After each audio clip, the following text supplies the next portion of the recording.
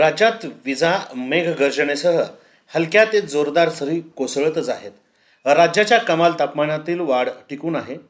कोकण, मध्य महाराष्ट्र, मराठवाड्यात तुरळक ठिकाणी जोरदार सरी आणि विजांसह पावसाचा अंदाज असल्याने दक्षतेचा इशारा म्हणजेच येलो अलर्ट हवामान विभागाने दिला आहे.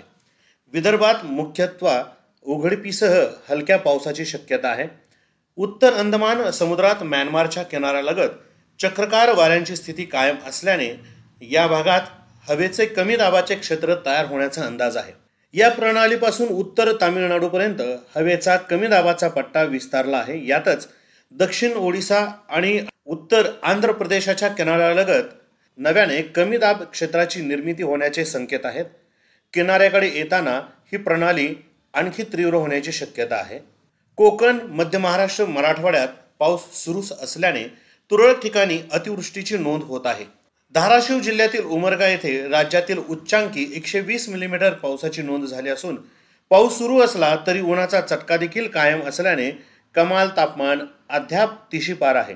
विदर्भात उन्हाचा चटका अधिक असल्याने ब्रह्मपुरी येथे राज्यातील उच्चांकी 35.7 अंश सेल्सिअस तापमानाची नोंद झाली आहे. राज्यात विजांसह वादळी पावसाला पोषक हवामान कायम आहे.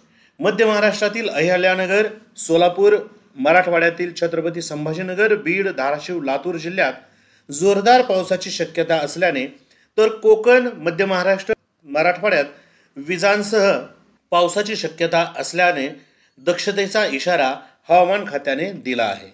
नैऋत्य मोसमी वाऱ्यांनी 14 सप्टेंबरपासून पश्चिम राजस्थानमधून परतीच्या प्रवासाला सुरुवात केली आहे. रविवारी मान्सूनची वाटचाल जैसे थे असल्याने भटिंडा, फतेहाबाद, पिलानी, अजमेर, दिसा, भुजपर्यंत परतीची सीमा कायम होती. परतीस पोषक हवामान असल्याने गुजरात, राजस्थान, हरियाणा, पंजाबच्या आणखी काही भागांसह हिमाचल प्रदेश, जम्मू काश्मीर आणि उत्तर प्रदेशच्या काही भागातून मान्सूनची माघार शक्य आहे.